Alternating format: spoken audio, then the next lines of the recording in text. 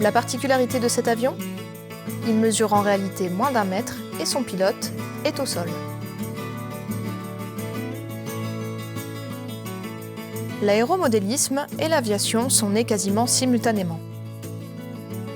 Avec leur modèle réduit, les radiomodélistes reproduisent les techniques de pilotage et de vol des véritables avions. Nous avons rencontré Joël Gloriot, passionné d'aéromodélisme depuis sa tendre enfance et membre du club radiomodéliste de Neufchâteau.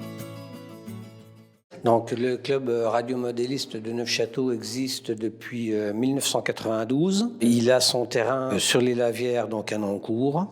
On a une piste de 110 mètres de long par 11 de large, avec une autre petite piste en travers pour donc voler quand le vent est vraiment en travers, qu'on ne peut pas utiliser l'autre piste. C'est un club qui compte une 50aine de membres aujourd'hui, et c'est Jean-Marie Thieblement qui est son président depuis une bonne douzaine d'années.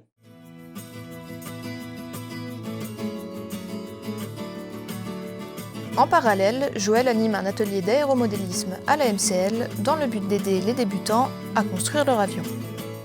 Donc, nous avons créé un atelier de construction d'aéromodèles à la MCL parce que ça nous manquait en fait au terrain. On a pour voler, mais on n'a pas pour construire. Donc, ceux qui débutent éprouvaient des difficultés pour faire leur modèle réduit. Donc, on a eu l'idée de créer une section aéromodélisme à la MCL de manière à construire.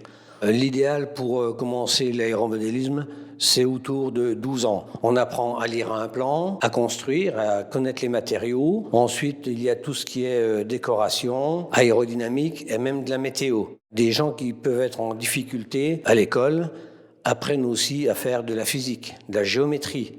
Donc, c'est quelque chose qui est très complet. Et la moyenne d'âge des aéromodélistes en France, c'est 63 ans. Donc, on est plutôt à la recherche de personnes jeunes pour assurer la relève. Si vous vous sentez l'âme d'un pilote, n'hésitez donc pas à rejoindre le club. Infos et contacts dans la description.